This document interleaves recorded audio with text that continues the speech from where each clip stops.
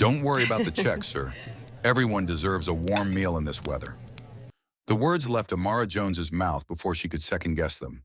The man in front of her, thin, silver-haired, working a scuffed wheelchair over Lydia's warped doorframe, paused. The January wind had chased him in and was still trying to pull him back. His hands, spotted and shaking, slipped on the cold rims. One front caster snagged the edge of the mat, jerking him to a stop. For a heartbeat, he looked not tired but defeated. "Here, let me," Amara said, setting her tray on the host stand and bending to free the wheel. Her fingers brushed the metal. It bit with winter. She rocked the chair forward, cleared the mat, and guided him to the corner booth nearest the radiator. The old man's jacket was damp at the cuffs. His gloves didn't match. One shoe was tied. The other's lace threaded through a torn eyelet and called it good enough. "It's okay," she said lightly, the way you talk to a skittish cat. "Happens to everyone. This rug is mean." He gave half a nod, lips trembling. Cold or something older. When he settled, she slid a laminated menu in front of him. He unfolded it as if it were a fragile map. His eyes moved over each item slowly, reverently, like hunger, studying its own reflection. Amara topped off his water and drifted back behind the counter, pretending to rearrange sugar packets and watching without looking. Every time a plate slid through the pass, his gaze lifted and darted away again. He folded the menu, unfolded it, reached into his coat and spilled a handful of coins onto the formica. Quarters, dimes, a nickel that had seen better presidents. $3 maybe? Something pinched behind Amara's ribs. She ducked into the kitchen. "2 meatloaf, 1 on the house," she told Janelle, the morning cook, "and load the potatoes like they're an apology." "You're paying?" Janelle asked, eyebrows up. "If I have to," Amara said. Janelle tilted her head. "You always do." Amara plated the food herself. Thick slice, a lake of gravy, green beans pretending to be a vegetable, a roll warmed in the oven. She set it in front of the man. "Here you go." "I can't." His voice was papery. "Don't worry about the check," she repeated. "Everyone deserves a warm meal in this weather." "You don't even know me." "That's the easy part," she said, smiling without showing teeth. "The hard part is pretending not to see you." At the window booth, a man in a charcoal coat looked up from a coffee he hadn't touched. He'd been there almost an hour, quiet, almost invisible. He had the air of someone who purchased silence by the yard. When Amara spoke to the old man, something flickered across his face. Recognition, ache, both. He watched. The swing door banged and Mr. Doyle, Lydia's manager, stormed out with a clipboard under his arm and the kind of authority that comes from never being contradicted. "Amara," he barked, "what is this?" She didn't flinch. "It's a plate of food, Mr. Doyle." "Who's paying?" "I am." "I don't care if the Pope is paying," he said, loud enough to include the entire room. "This is not a soup kitchen. You don't get to turn my floor into your charity project." "He was freezing," Amara said, keeping her voice even. "He couldn't get the door." "You're not paid to rescue strays," Doyle sneered. "You're paid to serve and clean. Maybe try doing it. Your section's dying." Amara kept her hands moving. She tucked a napkin into a takeout box and added a plastic fork with the dignity of ceremony. "He hasn't eaten," she said. "I can tell." Doyle slammed his palm on the counter. The plates rattled. "You know what I can tell? That I should have fired you last month when you took home leftovers." "I paid for those," Amara said softly. "Sure you did." He snatched the takeout box and flung it back at her. The lid popped midair. Gravy and potatoes exploded across Amara's apron and splattered the linoleum. A green bean clung to her sleeve like a bad joke. The diner went silent. Forks paused. The old man's head turned slowly, eyes wide and wet. For a second, Amara was 10 again, small in a loud kitchen, pretending the shouting in the next room wasn't about the things that shaped her. She put the box back together, hands shaking, and reached for a towel. "Clean yourself up," Doyle said. "Feed another bum and you're out. Clear?" "Yes, sir," she said, because poverty requires certain scripts. She dabbed at the gravy, refusing to cry where someone like Doyle would see it and consider it a win. From the window, the man in the charcoal coat stood. He slid 100 beneath his cup and headed for the door. He didn't speak, but he looked at Amara long enough for her to feel seen, in a way that made her angry she could still want that. The bell chimed. Wind moved through. The door closed. The old man ate slowly, then cradled his coffee with both hands. Amara returned with a fresh cup she hadn't rung. "On the house," she said. He looked at her properly this time. "People like you don't last long in places like this." "People like me don't last long anywhere," she said. It came out as a joke. It wasn't. When the rush faded, Amara found the old man again. "I'm Amara," she said. "And you?" He took a breath that sounded like winter leaving. "Harold," he said. No last name offered. He didn't owe her one. The next morning, Harold was outside before she arrived, breath fogging a vigil in the cold. She wheeled him in, slid a cinnamon roll to him as if smuggling contraband, and set his chair by the radiator like placing a houseplant in a window. "Meatloaf night again," she said later, teasing. "Ours beats everybody's." "If it's no trouble." "I've been in more trouble this week than most folks see all year," she said. "What's a little more?" The bell rang. The charcoal coat returned, snow melting from the shoulders, authority walking itself to the counter. He didn't sit by the window this time. "Coffee? Black? Sugar or cream?" Amara asked, even though she knew the answer. "Neither." He watched her pour. "You're the one who helped him," he said, flicking his chin toward Harold. "That was me," she said. "You could lose your job." "I still might." "Most people don't do that anymore," he said. "Say that as a compliment or a warning?" "An observation," he said. His mouth almost smiled. "What's your name?" She glanced at her own chest, embarrassed. "It's on the tag," she said. "Amara." He nodded like filing a fact. "I'd like to pay for his meals." "You don't have to." "I know." "He won't like that," she said. "He's proud." "Then don't tell him," the man said, sliding a black card across the counter. "Send the tab to my office." "And your name?" she asked. "Elias Whitaker," he said. "Whitaker and North." One, the name set on the counter like a coin you know is gold even before you test it with your teeth. Amara remembered late-night articles read on a cracked phone. Towers, glass, money like weather. She also remembered the way he had watched yesterday's scene, still and attentive, as if he knew something about humiliation and what it takes to stand in it. The kitchen door slammed open. Doyle barreled through. "Are you bothering customers again?" He snapped at Amara. "She's doing fine," Elias said, turning. His tone was gentle and final. Doyle squared up. "And you are?" Elias placed a second card on the counter without looking at it. Doyle glanced down. His mouth mispronounced respect into silence. Elias's gaze returned to Amara. "Tell Harold dinner is covered for the week," he said. "And if you get fired, call me." The bell chimed again, and he was gone, leaving behind heat, a name, and a card that felt heavier than the paper it was printed on. "You sure know how to pick your angels," Harold said later, when Amara brought him soup as if that could protect bones from wind. "More storm than angel," she said. But something inside her, something that had lived hunched for years, unfolded a millimeter. That night, Amara scrubbed gravy out of a cheap uniform in a sink, whose faucet shrieked a little.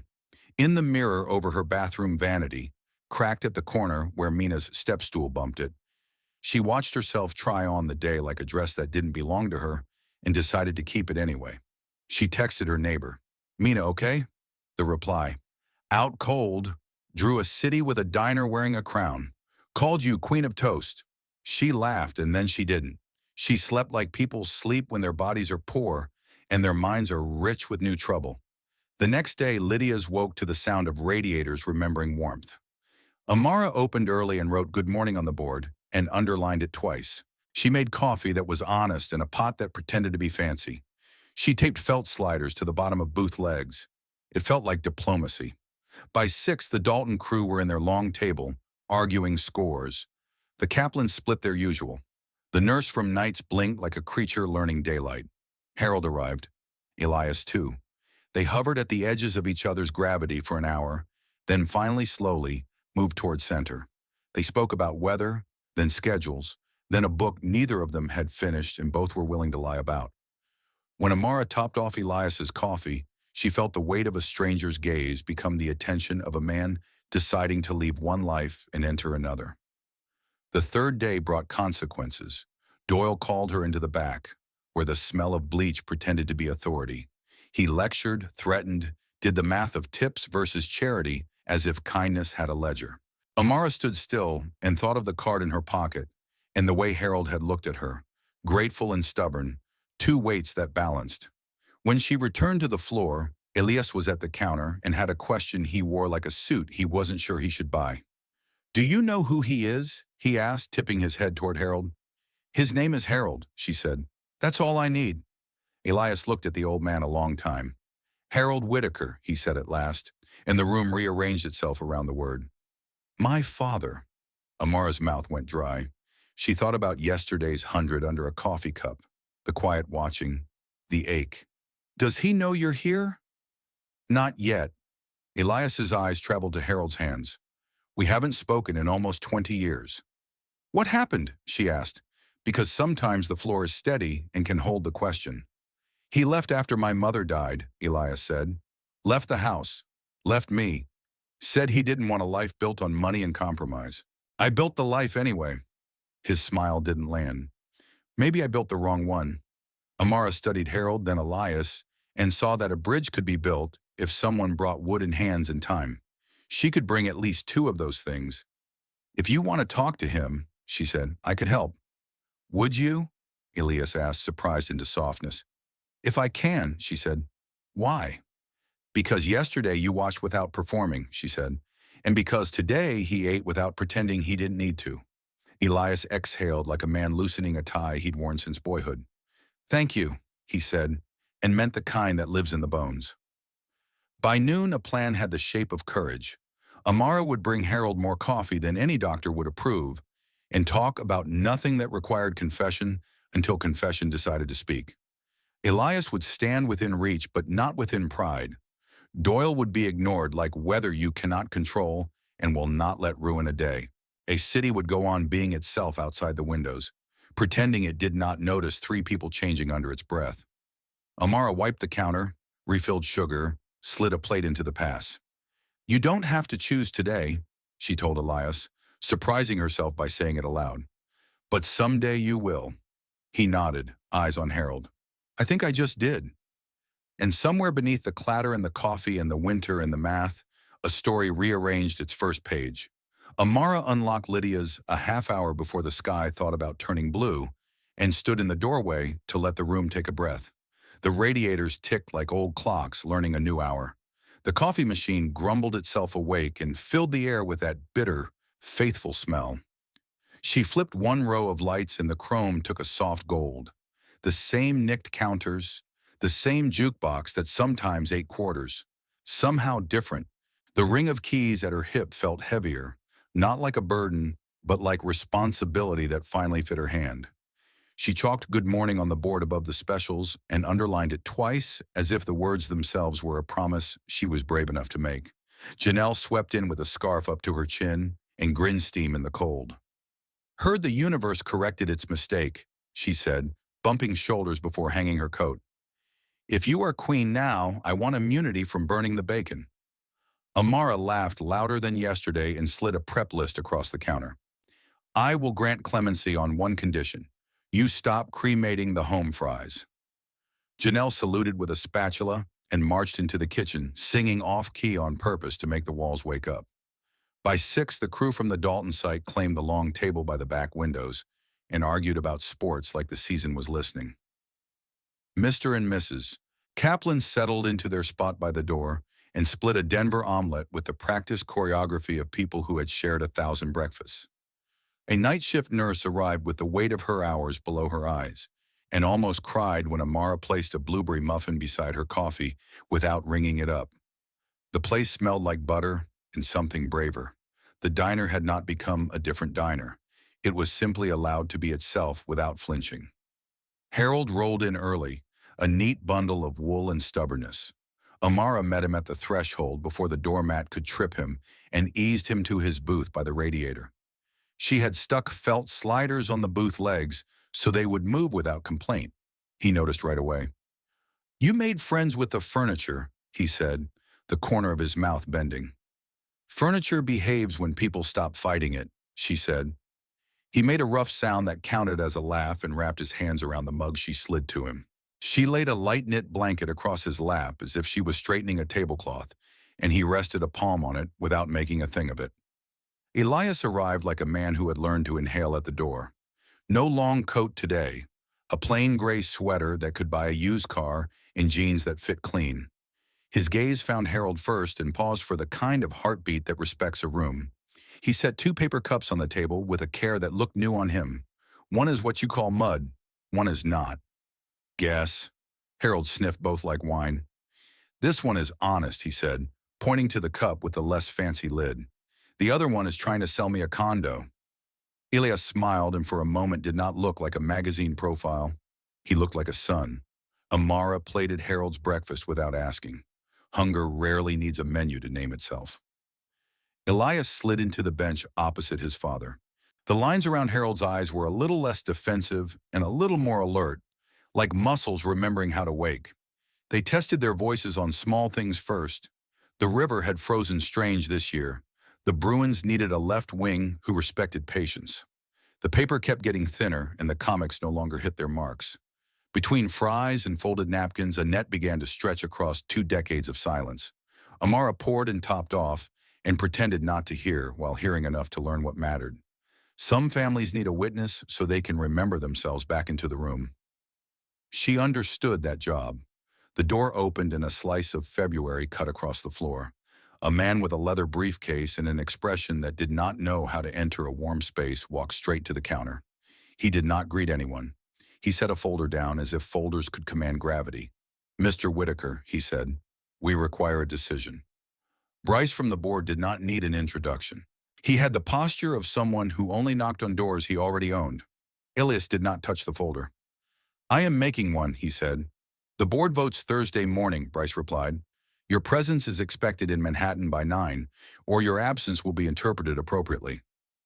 Harold watched the exchange with the curiosity of a man who has already survived the worst night of his life and has nothing left that can rattle him.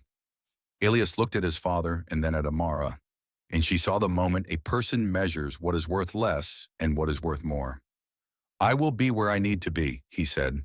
Bryce smiled without using his eyes and left the way people leave courtrooms when they believe they own the verdict. Winter closed behind him with a neat clap. The room returned to its sound a beat at a time. Cutlery clicked. Patsy Cline drifted from the jukebox even though someone had clearly pressed Sam Cooke. Amara wiped a square of counter that was already clean. Elias stood very still and then exhaled like he had set down a weight he had carried so long he forgot it was there. He tore the top page off Bryce's stack, wrote a number, and slid it across the counter. "If proximity to me ruins your life, call my attorney." Amara surprised both of them by laughing. "If anyone is going to ruin my life, it is going to be me." She folded the paper and tucked it into her pocket like a spare key. News moves faster than toast in neighborhoods that still believe in talking. The greengrocer sent a crate of oranges with no bill and a note that said, "Vitamin C for courage." A teacher from the school around the corner taped up a flyer for a coat drive and asked if she could place a box by the register. A mail carrier who had lost 2 toes to the wrong winter mailed an envelope addressed to the woman who does not look away. Inside was a 20 and a thank you written in pencil by a hand relearning steadiness. The diner was becoming a place where stories came to warm up. Elias returned from a call with the expression of a man who had pulled the wrong wire out of something expensive on purpose. "The board moved the vote up," he said. "They think urgency counts as wisdom." Harold sipped his coffee and did not blink. "When your mother died, I mistook silence for honor," he said after a long minute. "I thought if I never spoke of it, the house would stop echoing. Instead, the echo moved into me, and I made a home for it. Then I left the actual home so I did not have to hear you knock." It took Elias 2 tries to answer because there are confessions that pull all the lesser sentences back into themselves. "I would have forgiven you," he said at last. "You were the only one who never asked me to be iron." Harold nodded once. "After she left, I did not know how to be anything but iron." He lifted his gaze. "Iron sinks." Amara placed a small plate of apple pie between them as quietly as an offering and stepped away before either of them could say thank you. Some gifts are altars, and the giver must step aside once they are set. By late afternoon, the winter light turned the windows the color of old coins. The floor smelled faintly of lemon because Amara needed one thing finished. The door opened again, and the temperature dropped in a way that had nothing to do with weather. A man in a suit that tried a little too hard and a smile that had practiced in mirrors stopped at the counter and made the whole room feel like a memory had walked in and pulled up a chair. He looked like the thing Amara had folded and stored on a high shelf. He looked like Mina's father. Drew Ellis did not take off his gloves. He surveyed the room with ownership and then focused on Amara, the way people look at a radio when the station suddenly comes back on. "Heard you bought yourself a life," he said, spreading his hands in a parody of praise. "Congratulations. I figured I should stop by since we share a last name and some history." Janelle's head appeared in the kitchen window, a silent promise that someone had Amara's back. Harold watched with the calm of someone who does not waste heartbeats on borrowed arrogance. Elias left Harold's booth and came to stand at the counter without crowding. Amara set her palm on the wood to feel the grain under her skin and the world under the grain. "What do you need, Drew?" He smiled a salesman's smile. "I was thinking it is time I get to know my daughter." The room went quiet in the way public rooms go quiet when private things happen. Someone rearranged a stack of menus louder than necessary and then remembered to stop. Amara held his gaze and chose her words like bricks. "You had time. You had birthdays and ear infections and nights the power went out, and we ate cereal by the window and called it a picnic so she would not cry. You had first days of school. You had a winter she needed boots and I could not afford them, and you sent a photo of a drink on a beach in Miami. You had all of that." He shrugged regret on, like a jacket with the tag still on it. "I was not ready then. People change. I would like to contribute. Be involved." Elias did not move, but the air understood he had spoken when he said, "Respect looks like paperwork. If you are serious, my attorney will draft a structure that keeps Mina safe." Drew's eyes flicked to Elias with quick calculation. "And you are." "Someone who shows up," Elias said. Drew's smile soured and disappeared. "Keep your rich boy lawyer out of this. It is family." Amara stepped so that Drew could not pretend he was only speaking to the man with money. "This is my matter. Mina is not a word you get to use because your reflection is boring this week. You do not get to turn up like weather and tell us how to dress. If you want anything, you file with the court. If you do not, this is the last time you walk through this door and say daughter with a mouth that never learned its meaning." He glared at her long enough for hatred and surprise to wrestle in his face. Then he reached into his coat and the room tensed, because men like Drew often mistake money for apology. He set a business card on the counter with an address in a building that used to matter to Amara and now only mattered to his pride. "My lawyer will call," he said, which is the sentence people use when they plan not to call unless the phone can also erase a decade. He left. The bell over the door rang like a coin skittering across tile. Janelle muttered a curse under her breath and delivered a plate of fries like a small white flag. Elias touched the back of Amara's hand with exactly enough pressure to say, "You are not alone," and then removed it because men who are learning to pay attention also learn timing. Harold lifted his cup in a toast that was also a benediction. "Some men come for the witness," he said. "You owe them no audience." The last customers drifted into a night that turned breath into smoke. Amara flipped the sign to closed and let her forehead rest against the glass for a second. The city glittered like something stubborn. Elias wiped a perfectly clean strip of counter until she smiled despite herself. "You do not have to rescue me," she said. "I know," he answered. "That is why I want to be here, when you do not need rescuing." They cleaned in a new rhythm. Warm water softened the ache in their hands. Porcelain kissed porcelain. Janelle killed the burners, tied her apron behind her back, and waved from the door. "I am coming early tomorrow. We are testing a brunch menu." Amara nodded. Ideas had started to sprout like green tips through hard ground. When the lights were low and the room belonged to them, Amara poured a glass of water and stood at the end of the counter, watching the street lamps blur on the frosted glass. Elias stood beside her without filling the silence. She spoke first, voice low but firm. "You do not have to choose tonight, but someday you will still have to choose." Elias did not look away. "I have already chosen one part. For the rest, I want to choose right, not fast." Her phone buzzed. A text from her neighbor. "Mina is out cold. She drew a city with a diner wearing a crown. Says you are the queen of toast." Amara bit her lip and showed him. He studied the little screen longer than necessary and then slid the phone back, as if the picture were a contract.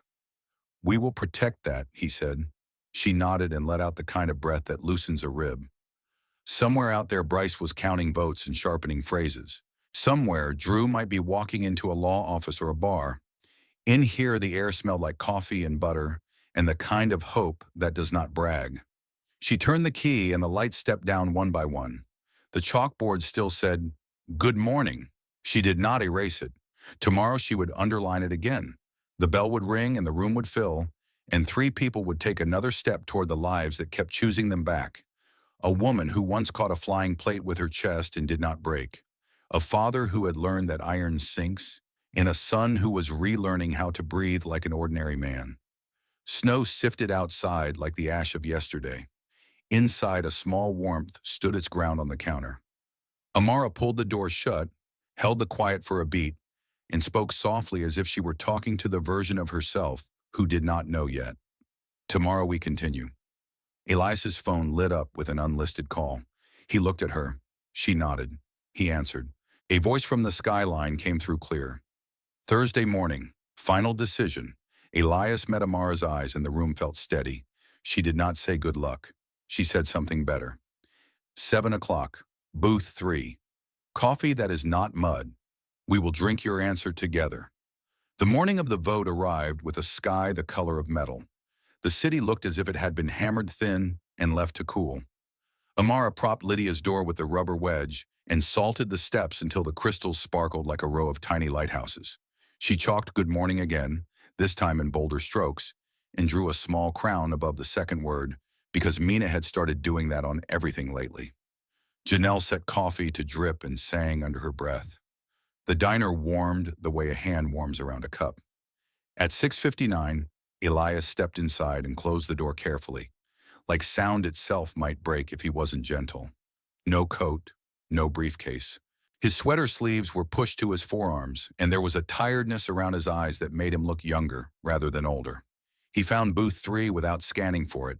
Harold was already there, the knit blanket over his knees, a newspaper folded to the crossword as if language could keep a person steady. 7 o'clock, Amara said, setting 3 mugs down so they touched like a small constellation. Coffee that is not mud. Harold grunted. I have grown fond of the mud, he said, then sipped and conceded with a small nod. But this will do. Elias wrapped his hands around the mug and did not drink. The board meets in an hour, he said. I told them I would call in. Bryce expects me to apologize for having feelings. Tessa expects me to remember how our calendar works. The investors expect skyscrapers to sprout like weeds.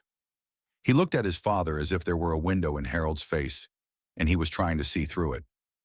What do you expect, Dad? Harold's voice had the careful rasp of someone choosing each word with tweezers.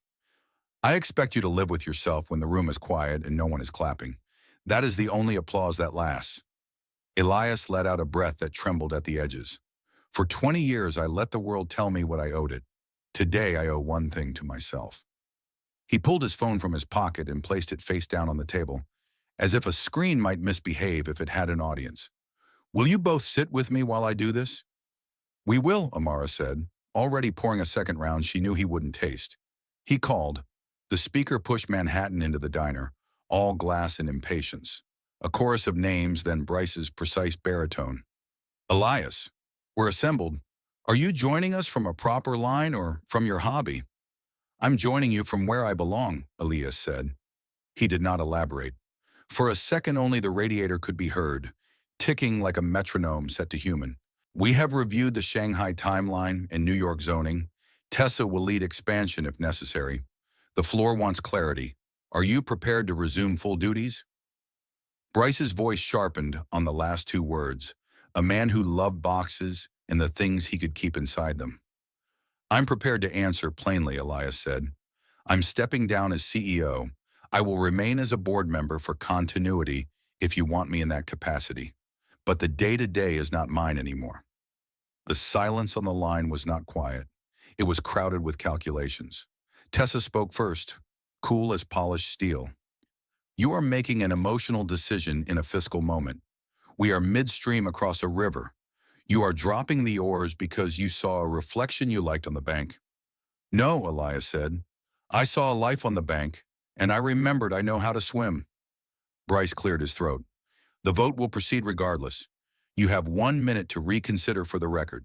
Elias looked at Amara, then at Harold, and then at the coffee he still hadn't touched. Consider me recorded, he said. Very well, Bryce replied. The vote commenced in a distant room with a sound like paper falling. Tessa's yes. Bryce's yes. Another yes. A no. The roll finished with a prearranged click. By authority of the board, your resignation is accepted. We will announce at 10 a.m. Mr. Lin will serve as interim. We thank you for your service.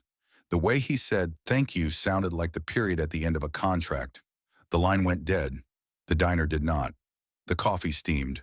The radiator ticked. Outside, a bus hissed to a stop and then shouldered itself forward again, carrying other people's mornings away. Elias set the phone down like a man setting a weight on the floor after carrying it for miles. His hands shook once and then steadied. I thought it would feel like falling, he said quietly. It feels like landing.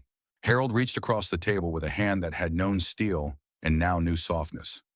Son, he said, and for the first time in 2 decades, the word did not sound like a story they were trying to remember. It sounded like a fact. Amara slid a plate into the center of the table. Eggs, toast, a spoon of jam, and a chipped ramekin. Eat, she said and smiled. You made a decision. Your body needs to catch up. He laughed, a small, startled sound, and took the toast. It was the kind of laugh a person makes when he has just remembered he owns one. By 9, the rush came in waves. Word moves as if pulled on invisible strings, and the neighborhood had already begun to hum with rumors. A pair of line cooks from the hotel down the block wanted extra hot sauce and asked Amara, "Is it true?" A beat cop leaned on the counter for his usual and gave Elias a nod that contained about 6 different kinds of respect. The greengrocer sent a second crate, this time lemons. For the sweetness and the sting, his note read. At 10, the announcement hit the city like a small heat lightning. Phones lit.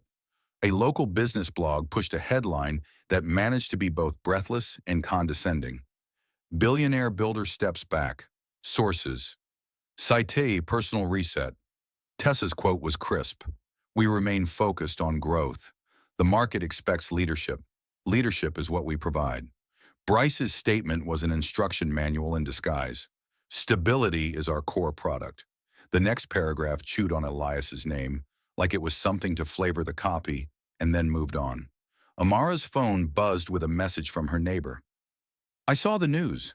Is he okay? Amara typed a reply and then didn't send it. She looked at Elias instead. He wasn't watching his phone. He was trying to refill a sugar caddy and spilling packets on the floor.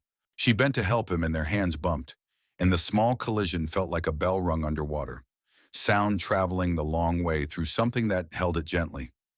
I should be in a room with a long table and bad art, he said, crouched beside her. Instead, I am here with sugar. The art here is better, she said, and the table is honest. He looked at her for a moment that grew long enough to become a choice, and then stood, brushed sugar from his hands, and went back to pouring coffee like any civilian. Around noon, Tessa arrived. She did not wait to be seated. She stood at the end of the counter with the posture of a verdict. Her hair was pulled back so tight it made her look like she had never once allowed weather to get the best of her. The press is chewing on this, she said. They want you to say something. If you say it cleanly, we control the bleed. If you don't, they will assign motives. I prefer assigning them ourselves. Elias wiped the rim of a mug and set it down. Then say I chose my life. That is not a narrative. That is a poem. Newspapers are allergic to poems, she said. Then say I chose my father, he replied, glancing at Harold. Tessa's gaze slid to Harold and back, a quick calculus. It buys you sympathy for a day, she said. You will need a plan for the week after. What do you intend to do when the quiet arrives? Elias's answer was immediate. Work. Build. Just smaller. The word did not diminish him. It measured him. At least let me spin it, she said, the smallest crease of frustration appearing between her brows. I don't like losing wars I can win. You're not losing a war, Tessa, Amara said, placing a plate on the counter with a careful clink. You're losing a soldier who was fighting the wrong battle. Tessa's eyes flicked to her, surprised into a half smile she did not mean to offer. You're fast, she said. I prefer accurate, Amara replied. Tessa exhaled, a tiny surrender in a woman who did not surrender. Fine. I will draft a statement. 2 sentences. Nothing about mud. She gathered her folder, paused as if weighing an extra sentence, and added, "For what it's worth, you might be useful when you are not busy saving property values." She left with a hint of warmth that did not match the weather. By mid-afternoon, Mina burst through the door after school, curls flying, backpack thumping her shoulder with each step. "Mom," she announced as if the diner were a court that needed to be addressed. "We learned about magnets, and I made mine stick to the vents," and Mrs. Ramos said, "Please don't do that again." She hopped up on her favorite stool. Then she saw Elias and waved like she had been practicing welcoming him in a mirror. "Did you win your meeting?" He laughed. "I think I won something else." She took this in with the blunt logic of children. "Do we get pancakes to celebrate?" "We get pancakes to celebrate," he said solemnly, and Amara flipped a perfect circle that made Mina clap. They ate in the lull before the last rush. Harold watched Mina explain magnets with a seriousness that moved the corners of his mouth into territory that resembled joy. He reached for his coffee and his hand shook, and Amara saw it and pretended she hadn't. He steadied, lifted, sipped. He looked like a man learning to carry a full cup again. In the evening, after the chairs had been wiped down and the front windows had been polished with the towel that always left a single streak you could not see until the light was just so, a face appeared outside the glass that made Amara's stomach fold once. Drew. He came in without the theatrical smile this time. The wind had roughed his hair, and uncertainty had moved into his eyes. He took off his gloves and held them in one hand like an admission. "I signed," he said, setting a thin packet on the counter. "Custody paperwork, supervised visits once a month at the community center, support transfers set to automatic so I can't pretend I forgot." He looked at Amara, not at Elias. "You were right. Words don't raise a kid." Amara did not trust his weather, but she trusted the ink. "Thank you," she said, "for doing one right thing." He nodded. "Can I say hi to her?" In the corner, Mina was drawing a city with an even taller crown on the diner. Amara considered the room as if it were a chessboard, and then nodded once. 2 minutes, in the open. Drew walked over slowly. He crouched to Mina's level and said, "Hi, I'm Drew." She looked up as if meeting a guest at a party and gave a small, cautious wave. He did not try to hug her. He did not tell a story. He asked about the drawing and listened to the answer as if it were worth something. 2 minutes later, he stood, looked back at Amara, and lifted his hand in a gesture that meant both goodbye and "I am going to try to be less of a storm." He left. The bell was soft behind him. "You all right?" Elias asked, stepping beside her. "I am better than all right," she said. "I am tired, and that feels like a luxury I earned." He smiled. "Tomorrow I will learn how to make hollandaise for the brunch you agreed to without agreeing to. I promise only to ruin 2 batches." "Two is optimistic," she said, and the look they exchanged was the kind that builds a bridge one plank at a time. The next morning dawned sharp and clear. The first news trucks appeared because the city loves to point cameras at fresh stories. A reporter asked if Amara would comment on serving breakfast to a billionaire in retreat and his father in a wheelchair. She smiled in a way that made the question sound smaller than it had when it left the reporter's mouth. "We serve breakfast to neighbors," she said. "That's our whole business model." The red light blinked. Somewhere, a producer frowned and moved on. Mid-morning, the mayor's office called. A staffer with a friendly voice said the city wanted to recognize the diner as a neighborhood resilience hub in extreme weather, with a small grant for a backup generator and community pantry. "It comes with a plaque," the staffer said, as if a plaque might tip the scales. Amara said yes to the generator, yes to the pantry, and told the staffer to keep the plaque for somewhere that needed it more. The staffer laughed and said the plaque would probably show up anyway. After lunch, Helen arrived, cheeks flushed from the wind, carrying a covered dish and gossip. "The city is talking about you like you're a song they just learned the words to," she said, setting the dish on the counter. "Sweet potato pie again. It knows the way to people's honesty." She leaned on the counter and took in the room. "You look lighter," she told Harold. He tapped the newspaper. "The words are behaving today," he said. She kissed his temple and shooed him toward the pie as if pie were a prescription. Late afternoon drew a different kind of customer. A woman in a pale pink suit with a face that had learned to be kind without being soft stood awkwardly by the door until Amara waved her in. "I run the Roxbury Community Center," she said. "I heard what you've been doing. We have a waiting list for everything: food, coats, tutors, low-cost legal help. I saw how you handled that man the other day. Word travels. If there is a way to partner, I want to." Her voice did not wobble. It steadied, like a hand on a shoulder. Amara glanced at Elias, who had been quietly replacing a buzzing light fixture without showing off. He set down the screwdriver and came to the counter. "We don't have a department," he said. "We have a diner. But I think we can build a plan." The woman smiled, the kind that begins before it reaches the mouth. "I think you already started one," she said. They stayed late after closing, pushing salt shakers like markers across a napkin map. Pantry hours here, tutoring there. Legal clinic every other Thursday. Elias offered to fund the generator and a chest freezer. Helen volunteered pies for fundraisers. Janelle promised pancakes that could make people sign petitions. Harold promised to sit near the door and scowl at anyone who tried to talk down to a young mother. Mina promised to draw signs and then drew one immediately. "Please be nice to everybody or else." When the napkin was so full it looked like a treasure map, they sat back and let the quiet arrive. Outside, the city softened to its night noises. Inside, the neon clock over the register hummed a little and then settled. "I should be terrified," Amara said. "I'm not." "We are allowed to be brave in public," Elias said. He looked at her hand on the counter, then at her face. "Can I tell you something I have not said aloud because I did not want it to sound like a declaration I could not keep?" "Say it," she said. "I did not stay for a grand gesture," he said.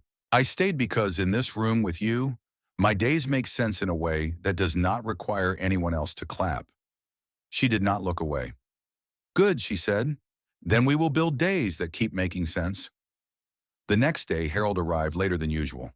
His hands trembled more. His eyes seemed dimmer at the edges, as if the light inside him had to travel farther to reach the surface. Amara slid into the booth beside him instead of across and refilled his cup without asking. He took a sip, then set it down and let his fingers rest against the warm ceramic. "I went past the old house this morning," he said, "just to see if the walls remembered me. They don't. The vines do. They moved in like they paid rent." He smiled, small and sideways. It was time to let it go. He looked at Elias. "If you want the lot, you can have it. Sell it, give it away, build a place that is not about me at all." Elias nodded, and something like gratitude and grief crossed his face at once. "Maybe we build a small house," he said, measuring the words. "Not a monument, a place to start again, for someone else." Harold watched his son and did not disguise the pride that reached his eyes and stayed there. "Good," he said. "Then let it be the first thing we build together." That night, the three of them stood on the sidewalk under Lydia's tired sign and looked at the block like it might someday look back as a neighborhood that had learned a new trick. The air carried the cut of coming snow. The street lamps threw halos on the pavement. In the window, Mina's crown drawing glowed faintly, tape corners curling. "We have more to do than hours to do it," Amara said. "Then we will teach the hours to make room," Elias said. Harold cleared his throat. "Tomorrow I bring the good coffee," he said. "Deadpan. Not the honest mud. The fancy one. We can teach the radiator some civilization." Amara laughed. The sound warmed the cold like a hand on frost. She took the keys from her pocket and weighed them for a beat before sliding them back. She had thought responsibility would always feel like a stone. Tonight it felt like a door that kept opening. When they finally went in, the bell above the door gave its ordinary bright ring. It sounded for once exactly like a beginning. March came in like a cold breath and carried a rumor of thaw. On the morning the partnership with the Roxbury Center was set to begin, Lydia's felt like a staging ground. Janelle stacked foil pans like armor. Helen breezed in with a rolling suitcase full of paper goods and a sermon about napkins being diplomacy. Mina made signs with a gravity that would have suited a courtroom. Amara checked the drawer twice, wiped the counter thrice, then laughed at herself, and finally let the door be the door. Elias arrived with a truck that did not belong in his former world. It was dented and earnest. A borrowed pickup from the greengrocer with a chest freezer half strapped in the back like a stubborn mule. He backed it against the alley and hopped down in a burst of cold air. Hair mussed, sleeves pushed up, the kind of handsome that had stopped caring to announce itself. He caught Amara watching and gave a little shrug that said, "This is ridiculous and perfect." She handed him the second tie-down, and they finished together, palms brushing leather and cold steel. Two people making the same knot and pretending it was ordinary. They unloaded in a rhythm that had nothing to do with chore charts and everything to do with trust. Beans and rice and flour and sugar and soup stock and the kinds of spices that make a kitchen feel like history. A short line of neighbors had already formed outside the community center by the time the freezer was plugged and humming. A mother with a stroller and a boy wearing a superhero cape over his coat. An older man with a cane who had dressed in his Sunday suit because dignity cannot be weather dependent. A teenager holding a dog-eared library book and pretending not to be relieved. Inside, the center director, a woman named Camila Ortiz, had cleared a bright room and dragged in every table the building owned. She had the calm of people who have seen emergencies and learned that an orderly voice is a form of shelter. She squeezed Amara's hand and said, "You came," like she had been preparing a space for this arrival in the organizing closet of her mind for a very long time.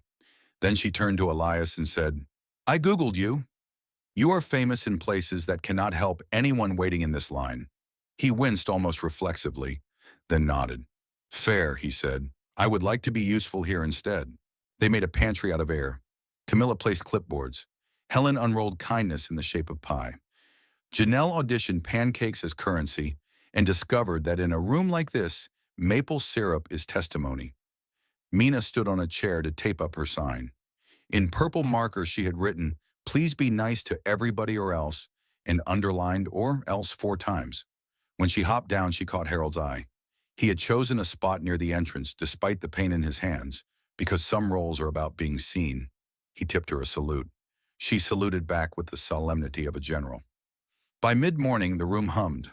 A lawyer from Elias's old firm arrived in a pea coat and sneakers, with a printout labeled "Clinic Intake," and a face so earnest it embarrassed itself. Amara watched him listen to a young mother describe a tangle of housing notices and felt something she recognized loosen in her chest. Maybe competence is a kind of love when it shows up without a bill. Elias drifted toward the corner where a small trio of teens in hoodies hovered around a laptop as if it were a campfire. He crouched to their level and asked what they were building. The tallest one, who had the acute skepticism of a person who has been pitched too many times, said, "A resume and a playlist and a plan not to fail." Elias nodded like a student. He showed them a website template with less jargon than they expected. He told them a story about getting fired at 22 and how he had learned that titles can be moved like magnets and it is better to build a spine than a plaque. By the time he stood again, one of the boys had written his email on the back of his hand, and the smallest girl had asked for a Saturday job in the diner. "We pay with pancakes until the grant clears," Elias said. She said deal and did not smile. Later she would. In the afternoon, a small storm of media blew in, because cities always send cameras to any room with more hope than usual. A reporter in a sensible coat asked Amara if she thought this counted as charity or policy. Amara stirred a pot of soup and said, "I think it counts as neighbors," and kept stirring until the reporter's face softened despite herself. Another camera turned toward Elias with the question that had been stalking him for 2 days. "Are you having a crisis?" he said, with the patience of a person explaining gravity to someone standing on a roof. "I am having a life." The clip ran on the evening news, and an anchor made the kind of small, startled smile people make when a stranger hands them something true and free. By the time they locked up, the pantry shelves were lighter, and the air felt heavier with the secret weight of stories people had set down. Kamala hugged Amara with both arms, as if she had been holding that hug folded in her pocket for a decade. "People like you are why I don't quit," she said. Amara shook her head. "People like you are why we get to start." Back at Lydia's, the night settled. The neon clock hummed its familiar note. Harold fell asleep in his booth with the newspaper on his chest and his hands folded the way people fold their hands when they have been soldiers in other wars and are learning not to go back. Elias stood by the window with his phone dark and the reflection of the room making a second room inside the glass. He caught Amara's eye. I made a list, he said, embarrassed. I do that when I am scared. She wiped her hands and joined him. What is on it? He unfolded a paper and laughed at himself. Generators, inventory, legal clinic schedule, training for volunteers so we don't accidentally grind ourselves down. Then he held up a second list. And this. Mina's parent-teacher night. Harold's doctor appointment, because he pretends he does not need one. Brunch menu tests. Your hour's off. She pretended to be stern. You put me on a list. He pretended not to be shy.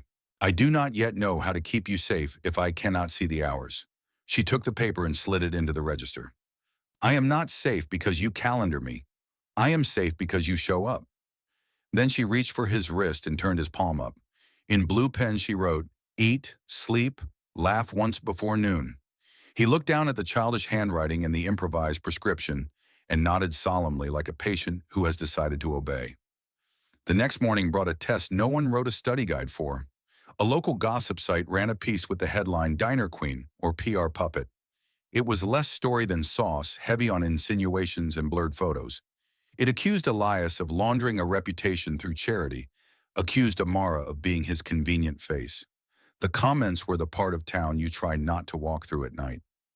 Janelle read halfway down and made a noise like a tea kettle when it is about to scream.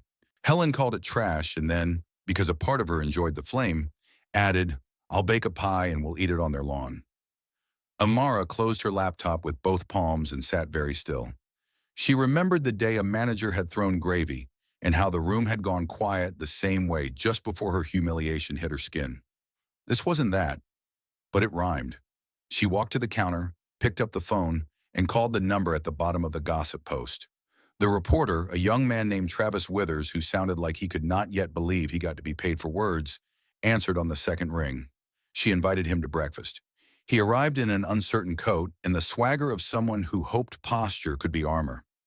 She sat him at the end of the counter and gave him the diner's good seat, the one that could see the grill and the door, and the way kindness sits down without asking for a menu. Ask me anything, she said, but do it over grits and eggs and listen before you write again. He did. He asked about budgets and donors and how often she slept. She said, not enough, but not because of him. She took him to the pantry, the clinic, the corner where Mina colored signs and declared them ordinances. She did not pretend there weren't kinks. She showed him the spreadsheet where columns did not yet sum, and the answer was always, we will fix it together. By the end of the meal, Travis had turned 2 pages of notes into a face that did not match his headline. He paid. She gave the money to the pantry jar and did not perform the gesture. 2 days later, he published a retraction and a profile with a sentence he probably did not know would follow him into better work. She did not feed me a narrative. She fed me breakfast and then told me the truth while I was chewing. The story shifted. Not all at once, but enough. The first calls came not from donors wanting their names on plaques, but from small business owners who wanted to borrow Amara's blueprint like a casserole dish. The mayor's office sent a grant contract that did not bleed, and a city electrician showed up to spec outlets for the generator. A church on Tremont offered its basement as a storm shelter if Lydia's ever lost power. In the kind of reversal that makes you believe in excellent pettiness, 3 of the loudest commenters under the gossip piece arrived one by one to eat pie without making eye contact. Harold had a good day and then a bad day. Amara and Elias learned to read the tremor of his hands like a forecast. On good days, he cracked the crossword and insisted the comic strip's new artist had lost the thread of human nature. On bad days, the world narrowed to the effort of lifting a fork. He refused pity with a look that recalled shipyards and long winters, and a lifetime of deciding to stand because lying down meant surrender. Amara began to bring the food in small bowls, and he noticed and said nothing, and called her kid in a voice that put 1,000 unsaid things into a single syllable. One evening, after the last plate, he told Elias, if you are going to build something in my name, do it only because you must call it something. Otherwise, call it work and let the name wait. Grace arrived 3 Thursdays later, when the wind had settled and the sky had learned how to be gentle.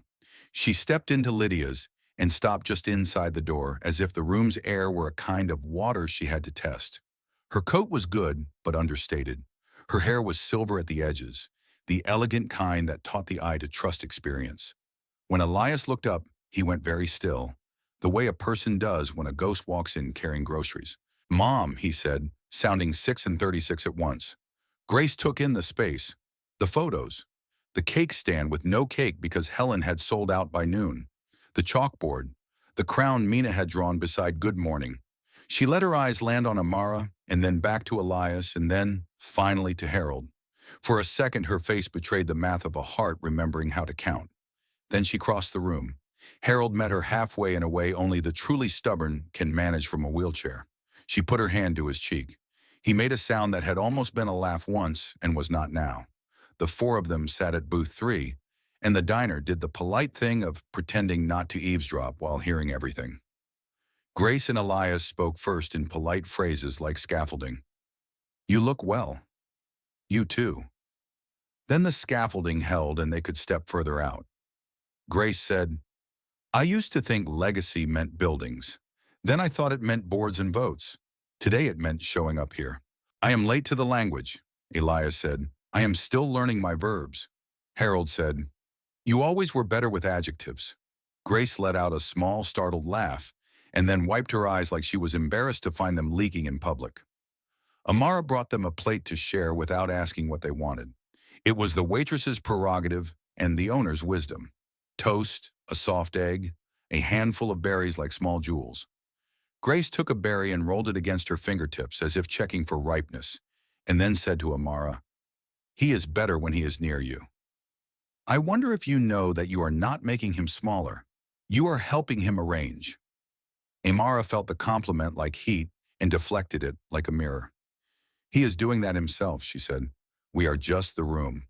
That night, after Mina had fallen asleep at the counter with a pencil still in her hand, after Harold had been bundled into a cab with a knit scarf pulled to his chin, after Helen had left a pie on the back step for the firefighter who always checked the pilot light, Amara and Elias stood at the door and watched their reflections in the glass. He reached into his pocket and pulled out a small envelope. Inside was a piece of paper with a letterhead that used to intimidate him. It was a deed, stripped of everything except an address and a signature. Harold's old lot. He had signed a transfer. A sputter of fear went through Amara's chest and then receded like a small wave. "What do we build?" she asked. He took her hand in both of his and said, "A home that tells the truth." Then he laughed at himself. Or maybe just a roof that doesn't leak. She smiled. Both is good. On Sunday, they walked the lot as if it might bite. The house that had been was gone. Vines crept along the fence with the persistence of simple things. A robin considered them from a low branch with the suspicious intelligence of birds. Elias knelt and touched the earth like a man listening. He said, "Small first, 3 units, transitional, safe, light through big windows, a kitchen that says you are worth cooking for. A daycare room with a door that locks and a glass panel so mothers can watch and breathe. A counseling room with 2 chairs that forgive. Classrooms that don't smell like shame." Amara listened and added, "A laundry, a wall of books, plants on the sill, a front stoop where people can sit and claim the block, a plaque that doesn't have a name, just a sentence. You belong." They brought Camilla to see it.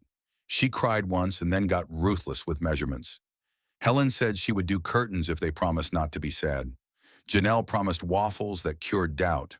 Mina promised to name all the plants. Harold stood at the edge of the lot, nodded once and said, "I approve," like a king who had chosen to abdicate and found the view improved from the ground. On a Friday evening, 6 weeks later, the city stopped being theoretical and did the things cities sometimes do when you are finally ready. It showed up. The mayor came, not with a podium, but with a shovel and a tired smile. Neighbors came with casseroles and questions. A group of teenagers took over the corner of the lot and designed a mural in chalk that made children point. Grace stood beside Harold and threaded her hand through the back of his chair, where he could feel it without having to acknowledge the sentiment. Tessa arrived in jeans, which was the greatest concession she could make to common weather. Bryce did not come. No one minded. Amara spoke into a borrowed microphone that squealed once and then behaved. She did not deliver a speech. She delivered a short letter to everyone who had ever believed their kindness would be wasted. "We are not fixing people," she said. "We are building rooms where people remember they were never broken." The applause felt less like noise and more like permission. When the crowd thinned, when dusk turned their breath visible, when the robin returned to the low branch and decided they were not a threat, Elias looked at Amara and said, "There is one more list I have not written because I am afraid of ink." She waited. He took a small box from his back pocket and opened it. The ring inside was plain gold, the kind that does not need to declare itself to be true. He did not kneel because nothing in their story bowed. He stood exactly where he was and asked, "Will you let me be the man who keeps showing up?"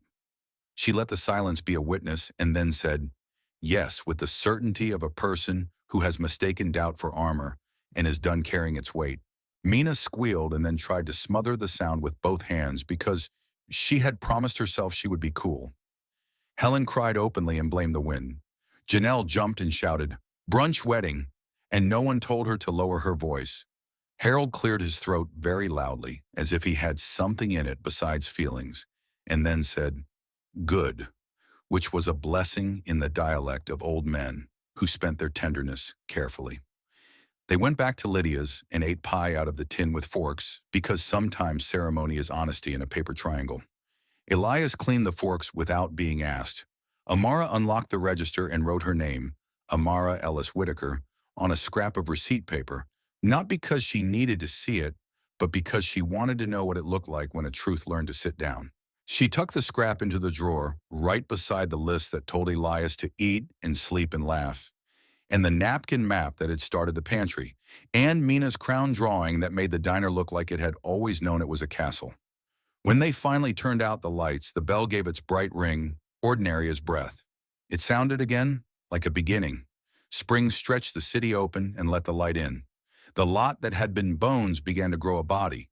Framing rose like a rib cage under a sky that remembered how to be blue. The electrician joked with Janelle about the playlist. The site supervisor learned Helen's pie schedule by heart.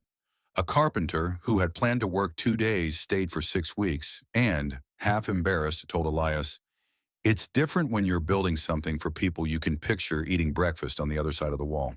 At Lydia's, the brunch menu that had begun as a dare turned into a small miracle with hollandaise that behaved and pancakes that acted as legal tender. On Saturdays, the line curled around the corner. A braid of families and teachers and line cooks and retirees and church hats and teenagers who'd found out the jukebox knew songs older than their grandparents. Mina worked the door with a clipboard and the authority of a ferry captain. Amara floated in the in-between, the way only owners do, which is to say nowhere and everywhere at once. Grace became a regular on Thursdays. She sat at the counter and wrote checks like a person performing a delicate surgery, brow furrowed in the way that tells you math can be a love language. She and Amara developed a friendship built of precise compliments in the exchange of recipes and the quiet telegraph of women who have had to hold things together while the men they loved were learning how to stop breaking. Grace confessed one afternoon, with the sheepishness of someone caught singing, "I told a woman at the club that Lydia's is the only place in the city where my jewelry feels like it belongs to me." Amara laughed. "That is a campaign slogan we will not use." Tessa discovered that she did not hate Amara, just Amara's habit of being right in public. She became the reluctant architect of the messaging around the build, an assignment she swore she did not have time for, and then performed as if precision could save her from sincerity. She arrived on site with safety glasses and a clipboard, snapped at a cameraman for standing on a rebar mat, and later that day texted Amara a photo of her cat wearing a crown. Amara texted back a pie with the caption, "We all have private lives." Tessa replied with the rarest of her emojis, a half smile. Bryce eventually called. He said the board was stable, as if reporting the weather from a city Amara did not plan to visit. He asked if Elias would consider a consulting role for a new waterfront play. Elias said not now, which is the most radical answer a former addict of achievement can make. Bryce sounded baffled but not offended. He said, "The stock appreciates your discipline," as if that were a profound compliment. Elias said, "Tell the stock I am learning to use my hands." Drew showed up twice, on schedule. Sober, respectful, awkward. He sat at a table with Mina in full view of the counter and asked about her drawings and listened as if each line she described were a road he might travel. He brought a paperback of myths from the library and underlined nothing. He confessed to Amara on his way out that he was learning to earn a day without reaching for the easy lie. She nodded, not ready to forgive, but ready to be changed by continued proof. He said, "I won't say I'm proud of you. You don't need it from me." She said, "That's the first thing you've ever said that I wanted to hear." Harold had a scare, and then a rally. A morning of breath that couldn't organize itself. A midday of stubbornness that put color back in his cheeks. In the hospital, they told him the things hospitals tell old men, and he told them he preferred his coffee honest. Elias sat in a plastic chair and watched his father sleep the way boys watch tides and try to predict them with rocks. When Harold woke, he pointed a finger at the television and said, "They are lying about the weather again." Then he turned to Elias and said, "Do not make me a saint when I die. Saints are for people who want to stop arguing with the dead. I want you to keep arguing with me, as long as it helps you talk to yourself straight." Elias laughed and cried at the same time. An efficient use of water. Harold said, "Bring me the pie they smuggle into that place of yours." He recovered enough to complain about the crust being almost right, which meant it was perfect. The center in Roxbury opened its doors with balloons that smelled faintly of rubber, and a banner Helen had made that somehow looked elegant. The mayor cut a ribbon and made remarks that surprised everyone by being short and specific. The first week, 3 mothers found free legal counsel. 5 teenagers got hired for summer prep. 2 men, one very young and one not at all young, signed up for a literacy class and sat together at a table without pretending it was about anything else. In a corner near the whiteboard, Mina started a drawing club where attendance was measured in the number of heads bent over the same pile of crayons. The city, which had been watching like a neighbor peeking through blinds, began to look straight at them. A university asked if students could volunteer. A bakery donated day-old loaves and then quietly started sending day of. A councilwoman who had learned the cadence of the place scheduled her office hours at Lydia's and discovered her constituents were braver with complaints when someone handed them coffee. One afternoon, a woman Amara recognized from the shelter line months ago came in wearing a dress the color of quiet thunderstorms. She stood just inside the door and took a careful breath as if air were a thing you had to earn. Amara remembered her name on the 3rd heartbeat. Tamika. The woman smiled and nodded, a small flare of surprise that someone had kept her name warm. She said, "I got the job and I got my boy back 2 days a week, and when I told the caseworker about the pantry, she said, 'Keep that. It looks good on you.'" Amara made her sit, made her eat, listened to a summer's worth of hope poured out on a diner plate. The lot took shape. Walls, windows, a roof line that looked like a hand extended, not a finger pointed. They chose paint that did not shout and tile that would forgive. The counseling room ended up with a rug Mina picked because she said it felt like a cloud when she put her cheek to it. The daycare room's door locked and then unlocked and made mothers practice using it until muscle remembered trust. In the laundry room, a bulletin board bloomed with babysitting swaps and free couch posts and a handwritten list titled "Things I Want to Be" and "One I Already Am." On the day the building inspector signed the last form, Amara stood in the empty hallway with her palm on the wall. She whispered, "Thank you," not to a God she had been taught, but to the 100 small choices that had managed to line up without asking for applause. Elias came up behind her, slipped an arm around her waist and rested his chin on her shoulder. He said, "There is a thing I have to do before we open." And she nodded without knowing what it was, because she had learned to trust the arc of his sentences. He took her to the old shipyard where Harold had worked before, all the things that had taught the men in their family how to be hard. The yard was a museum of muscle and rust. The water slapped posts with the bored rhythm of the industrious sea. Elias walked her to a bolt the size of a fist and placed his palm on it, the way a person puts a hand on a friend's shoulder. He said, "My grandfather taught my father to be a man here, and some of those lessons built things and some of them broke us. I want to teach our son something different." The sentence hung between them, the first time he had said "son" aloud without flinching from possibility. Amara turned, felt the bolt at her back, and smiled so gently he winced like it hurt. "Later," she said, "let's build this home first. Let this house fill. Then we will see who else is waiting to come in." He nodded. Patience had become his favorite discipline, the way sobriety becomes a musician's best note. They opened the building on a Saturday that could have been a picture of itself. The ribbon was light blue because Mina said red was for warning. The first residents were 3 women and 2 children and a grandmother who had already decided where the best chair would go. Camilla gave a speech that was longer than it should have been, and no one cared. Grace carried in a vase of fresh flowers that made the common room look like a page from a book about how to breathe. Harold rolled in and placed a paper crown on the head of the youngest child with the solemnity of a coronation. The kids stared up at him with the open awe children give to heroes and the selective amnesia they grant to the failings of elders. Harold, who had built ships and silences, bowed.